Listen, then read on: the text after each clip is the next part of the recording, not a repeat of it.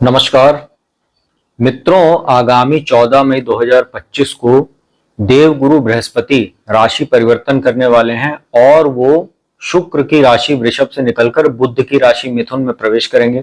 मित्रों, यहाँ पर जो उनका गोचर चलने वाला है, जो शुरुआत में वो 14 मई से और 18 अक्टूबर तक रहेगा। 18 अक्टूबर को रात्रि 11:40 के आसपास जो है वो अपनी उच्च राशि और अपने मित्र चंद्रमा की राशि कर्क में प्रवेश कर जाएंगे अतिचारी होते हुए। मित्रों, जैसे एक वक्री चाल होती है ग्रहों की जिसमें ग्रह उल्टा चलते हैं, उसी तरीके एक अतिचारी स्थिति होती है जिसमें जो ग्रह जिस राशि में गोचर करता है उसमें बहुत तेज गति से मूवमेंट करते हुए अगली राशि में प्रवेश कर जाता है, जिसको अतिचारी बोलते हैं। तो बृहस्पति इस वर्ष अतिचारी होंगे 18 अक्टूबर को। फिर यहां से वो 5 दिसंबर तक गोचर करेंगे कर्क राशि में और 5 दिसंबर को वो उल्टा चलते हुए वापस मिथुन राशि में आ जाएंगे और वर्ष के अंत तक यहीं रहेंगे। मित्रों, यह वीडियो का पार्ट 4 है। शुरुआत की जो 9 राशियां हैं उसकी जानकारी मैंने 3 अलग अलग पार्ट्स में दे दी है। आज ये जो अंतिम पार्ट है इसमें मकर राशि, कुंभ राशि और मीन राशि के लिए कैसा रहेगा देवगुरु बृहस्पति का राशि परिवर्तन 18 अक्टूबर तक 14 मई से, उसकी संपूर्ण जानकारी दूंगा। वैसे तो मैंने कुंभ राशि वालों के लिए एक सेपरेट और विस्तार से वीडियो बना दी है, तो आप लोग वो भी जाकर मेरे वीडियो सेक्शन में देख सकते हैं। ये आज चूंकि पार्ट 4 की वीडियो बनाई जा रही तो आपको संक्षेप में कुंभ राशि के बारे में भी एक बार फिर से बता दूंगा।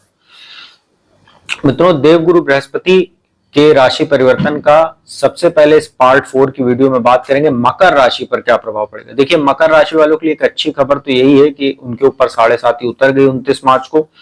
अब यहाँ पर जो देवगुरु बृहस्पति की स्थिति आपके लिए रहती है वो 12वें भाव के स्वामी बनते हैं खर्च के, साथ ही वो जो आपका तीसरा भाव होता है पराक्रम, पुरुषार्थ, छोटे भाई बहन, यात्राओं का जो भाव होता है, इन दोनों भाव के स्वामी होकर आपके छठे भाव में गोचर करेंगे। तो छठे भाव में जब बृहस्पति गोचर करेंगे, छठा भाव रोग ऋण शत्रु का होता है, मामा ननिहाल पक्ष का होता है, कंपटीशन का भाव होता है। तो यहां पर देवगुरु बृहस्पति का छठे भाव में गोचर करना कई मायने में आपके लिए खास रहने वाला है, क्योंकि यहां से जो उनकी दृष्टियां पड़ेंगी, एक तो वो 5वीं दृष्टि दशम भाव को देखेंगे कर्म स्थान पर तुला राशि पर, द्वादश भाव पर देखेंगे 7वीं दृष्टि से जहां अपनी उनकी स्वयं की राशि धनु राशि बनती है, और धन भाव पर देखेंगे यहाँ कुंभ राशि बनती है। मित्रों, यहाँ पर जो इनकी स्थिति रहेगी छठे भाव में, यहां पर वो विपरीत राजयोग बनाकर बैठेंगे, क्योंकि द्वादश के स्वामी होते हैं और तीसरे के भी स्वामी होते हैं, तो यहाँ पर विपरीत राजयोग में रहेंगे। छठे भाव में देवगुरु बृहस्पति बैठेंगे तो आपको कहीं ना कहीं प्रतियोगी परीक्षाओं में सफलता देखने को मिलेगी। जो लोग चाहे वो टीचिंग की जॉब की तैयारी कर रहे हो या अगर शिक्षा के क्षेत्र से जुड़े हुए हैं या किसी भी प्रकार के कंपटीशन आदि की तैयारी कर रहे हो, उनको ये बृहस्पति फायदा देने का काम करेगा। साथ ही पद प्रतिष्ठा में भी वृद्धि कराने का काम करेगा, कार्यस्थल पर भी आपके लिए अच्छे अवसर बनाने का काम करेगा, क्योंकि दशम भाव पर देवगुरु बृहस्पति की शुभ दृष्टि पड़ने वाली है। द्वादश भाव पर इनकी स्वयं की दृष्टि पड़ेगी। द्वादश भाव होता है खर्च का, कोर्ट कचहरी, वाद विवाद, विदेश यात्राओं का, हमारी निंदा का। यहां पर देवगुरु बृहस्पति का दृष्टि डालना आपके लिए किसी पुरानी जो समस्या आपको चल रही थी 7.5 के दौरान, अगर कोई कोर्ट का केस वगैरह चल रहा था, कोई लीगल मामला आपका चल रहा था या किसी भी प्रकार का वाद विवाद आपका चल रहा था, उसमें बृहस्पति आपको फायदा देने का काम करेंगे, क्योंकि अपनी स्वयं की राशि पर उनकी दृष्टि रहेगी।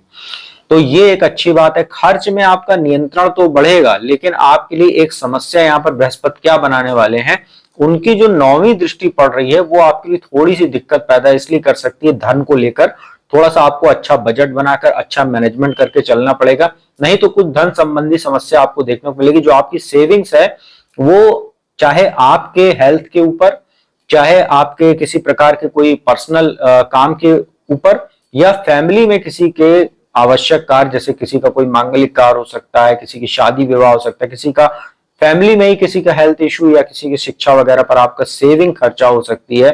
उसका कारण है कि छठे भाव में बृहस्पति बैठेंगे और धन भाव पर उनकी 9वीं दृष्टि रहेगी।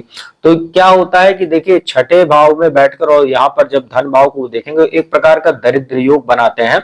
दरिद्र योग का अर्थ कोई आप बहुत ज्यादा अशुभता में मत ले लीजिएगा, ये एक ज्योतिष की भाषा है। यहाँ पर थोड़ा सा आपका धन सेविंग जो आपकी रहेगी, जो आपने कई सालों से आपने सेविंग करके रखी, अचानक वो कहीं ना कहीं किसी आवश्यक काम में, अनएक्सपेक्टेड काम आपके सामने ऐसा आ सकता है जिस पर वो खर्च हो सकता है। साथ ही किसी का परिवार में स्वास्थ्य वगैरह भी खराब हो सकता है, इसका आप ध्यान रखिएगा। वाणी आपकी काफी प्रभावशाली रहेगी, क्योंकि बृहस्पति जब वाणी के स्थान पर दृष्टि डालेंगे तो ये वाणी में आपके जरूर थोड़ी सी प्रभाव को ये पैदा करने का काम करेगा, जिससे लोग आपकी ओर आकर्षित भी होंगे। यहाँ पर आपको ये ध्यान रखना है कि छठे भाव में बृहस्पति बैठे, आपको भी हेल्थ इश्यू होगा, पाचन संबंधित आपको समस्या हो सकती है, डाइजेशन जो आपका सिस्टम है वो डिस्टर्ब हो सकता है। अपने खान पान पर बहुत नियंत्रण रखिएगा, बहुत गरिष्ठ भोजन, बाहर का भोजन, जंक फूड आदि से दूर रहिए, सुपाच्य भोजन करिए, घर का बना ताजा भोजन आप सेवन करिए, साथ ही जूस वगैरह जो लिक्विड ज्यादा होता है उसका आप सेवन कीजिए, तो आपके हेल्थ में ये काफी इंप्रूवमेंट भी करेगा। और जो बृहस्पति की वजह से समस्या आने वाली लीवर या डाइजेशन को लेकर, उसमें आपको ये काफी राहत देने का काम करेगा। अन्यथा हेल्थ इशू की वजह से आपके दैनिक दिनचर्या में जो कार्य होते हैं उसमें डिस्टर्बेंस पैदा करेगा हेल्थ इशू, और अनावश्यक आपको डॉक्टर वगैरह के चक्कर लगाने पड़ सकते हैं, दवाइयों का सेवन करना पड़ सकता है, और अननेसेसरी आपका खर्चा भी बढ़ेगा और आपका मानसिक तनाव भी बढ़ेगा। तो कुंभ राशि वालों के लिए, माफ कीजिएगा, मकर राशि वालों के लिए अगर देखा जाए तो ओवरऑल ये कंपटीशन के लिए, पद प्रतिष्ठा के लिए, कार्यस्थल के लिए काफी अच्छा है। आपके लीगल मामलों में काफी फायदा देगा, खर्च में आपके कहीं ना कहीं थोड़ा सा बैलेंस करने का काम करेगा, लेकिन अनएक्सपेक्टेड खर्चे जब आपके सामने आएंगे वहां पर थोड़ी सी आपको अतिरिक्त सतर्कता बरतने की आवश्यकता रहेगी। ओवरऑल गोचर आपके लिए पहले से ये काफी बेटर रहने वाला है और काफी फायदा देगा आपको। मित्रों, कुंभ राशि वालों के लिए मैंने अलग से वीडियो बना दी, जैसे मैंने आपको बताया, सेपरेट वीडियो विस्तार से आप लोग देख सकते हैं वीडियो सेक्शन में, लेकिन आपको यहाँ पर संक्षेप में बता देते हैं कि जो बृहस्पति होते हैं वो आपके लिए बहुत ही योग कारक होते हैं। आपके लिए दोनों धन का जो डिपार्टमेंट होता है, इनकम और सेविंग दोनों का डिपार्टमेंट बृहस्पति के पास होता है। लाभ स्थान साथ ही धन भाव दोनों जगह के स्वामी होकर बृहस्पति आपके यहाँ पर पंचम भाव में गोचर करेंगे, शिक्षा संतान के भाव में। और यहाँ पर आपको जो है 7.5 का लास्ट फेज चल रहा है, 3 जून 2027 तक चलेगा। लेकिन यहाँ बृहस्पति पंचम भाव में बैठेंगे, यहाँ से भाग्य स्थान पर, लाभ भाव पर और लग्न पर दृष्टि डालेंगे। पंचम भाव में बृहस्पति बैठेंगे तो संतान उत्पत्ति में जरूर थोड़ी सी समस्या पैदा करेंगे। हालांकि यहाँ जब वो अकेले रहेंगे तभी इसकी समस्या ज्यादा देते हैं, जब जब गोचर में कोई ग्रह यहाँ पर आएगा तब तब वो जो संतान उत्पत्ति से संबंधित कोई समस्या रहेगी उसको वो दूर करने का काम करेगा। लेकिन जब अकेले बैठेंगे, जब जब अकेले गोचर इनका चलेगा भी, तो ये संतान उत्पत्ति में समस्या पैदा करने का काम करेंगे। लेकिन भाग्य स्थान पर दृष्टि डाल के भाग्य में वृद्धि, उच्च शिक्षा के लिए विदेश जाने वाले छात्रों के लिए बहुत उत्तम समय, लाभ भाव पर दृष्टि डालकर आय के स्रोतों में जो है बढ़ोतरी करेंगे। रुका हुआ धन आपका मिल सकता है, कहीं ना कहीं प्रतियोगी परीक्षाओं में सफलता, मान सम्मान बढ़ेगा। जो लोग वकालत का काम करते हैं, शिक्षण संस्थान वगैरह चलाते हैं, लेक्चरर हैं, प्रोफेसर हैं या कॉलेज यूनिवर्सिटी वगैरह में पढ़ाते हैं, बहुत अच्छी स्थिति आपके लिए ये बनाने वाला है। मान सम्मान बढ़ेगा। जो लोग किसी धार्मिक क्षेत्र से जुड़े हुए हैं उनके लिए बहुत अच्छा, ज्योतिष आदि का काम करते हैं, वाणी संबंधित काम करते हैं, बहुत अच्छा।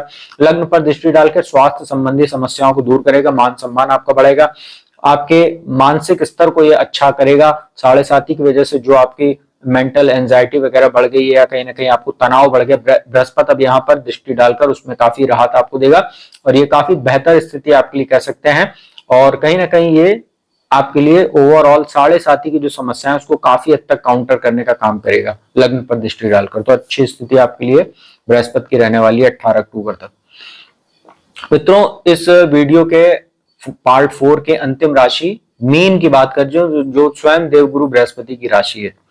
आपके लिए जो बृहस्पति होते हैं वो लग्न के स्वामी होते हैं, लग्नेश होते हैं, साथ ही कर्मेश होते हैं, दशम भाव के स्वामी। गोचर इनका 4th हाउस में हो रहा है, यहाँ पर वो काफी मजबूत होते हैं।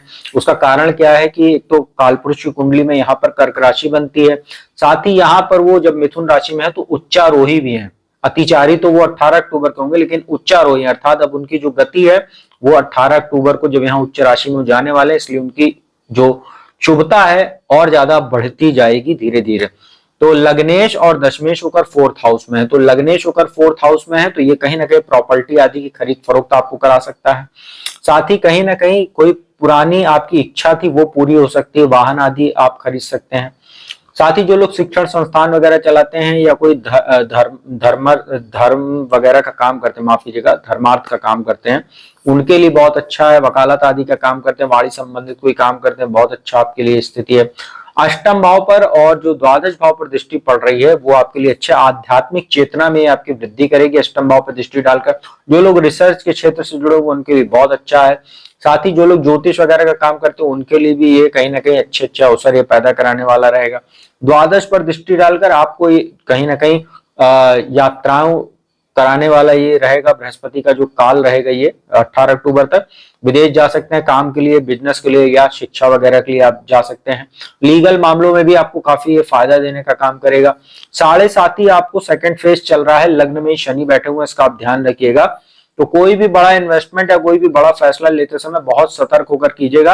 हालांकि बृहस्पति 4th हाउस में बैठे हैं, मान सम्मान में आपके जबरदस्त वृद्धि करेंगे, जनता में आपकी प्रसिद्धि बढ़ेगी। साथ ही जो लोग, जैसा मैंने बताया, अगर आप लोग राजनीति के क्षेत्र से जुड़े हुए हैं या वकालत का काम करते हैं या शिक्षण संस्थान के क्षेत्र से जुड़े हुए हैं, धर्म कर्म पर काम करते हैं, बृहस्पति यहाँ 4th हाउस में बैठ के आपकी ख्याति में, आपके आत्मविश्वास में, आपके मान सम्मान में जबरदस्त वृद्धि करेगा। नई नई अपॉर्चुनिटी आपको देगा, आप उसको अपने हिसाब से उसको कैश कराइए, इस मौके का पूरा फायदा उठाइए। 7.5 की वजह से कभी कभी आपके काम अटकेंगे, लेकिन बृहस्पति लग्न में, माफ कीजिएगा, लग्नेश होकर केंद्र में आ रहे हैं। तो केंद्र में बृहस्पति बैठ जाते हैं तो वैसे भी कहते हैं किम कुर्वन्ते ग्रह सर्वे यस्य केंद्र से बृहस्पति। बृहस्पति जब केंद्र भाव में बैठते हैं, गोचर करते हैं, तो ये कहीं ना कहीं कुंडली के तमाम तरह के दोषों को कम करने का काम करते हैं। तो 7.5 जो आपको चल रही है उसकी वजह से जो काम आपके लटकेंगे या डिस्टर्बेंस उसमें जो पैदा कर रहा है शनि, काउंटर करेंगे बृहस्पति अब यहाँ 4th हाउस में बैठकर। बहुत अच्छी स्थिति आपके लिए। अब लगातार बृहस्पति आपके लिए अच्छे रहेंगे, क्योंकि इसके बाद 18 अक्टूबर को पंचम भाव त्रिकोण भाव में उच्च राशि में बैठेंगे, फिर वापस 4th हाउस में आ जाएंगे 5 दिसंबर को। फिर यहाँ पर अगले वर्ष तक ये रहने वाले हैं, तकरीबन मिड 2026 तक। फिर पंचम भाव में चले जाएंगे, फिर 1 साल आपके लिए यहाँ पर है। तो आपके लिए बहुत अच्छी स्थिति बृहस्पति की रहने वाली है, आप इसका पूरा लाभ उठाइए। तो मित्रों, यह था मकर, कुंभ और मीन राशि पर देवगुरु बृहस्पति के राशि परिवर्तन का क्या प्रभाव पड़ेगा। उपाय की बात कर लेते हैं। हर बृहस्पतिवार को जो है पीला वस्त्र धारण कीजिए, पीली वस्तुओं का दान कीजिए, जैसे पीला वस्त्र, पीला फल, पीली दाल या जो पीतल वगैरह का बर्तन होता है, किसी जरूरतमंद को या किसी ब्राह्मण को आप दान कर सकते हैं।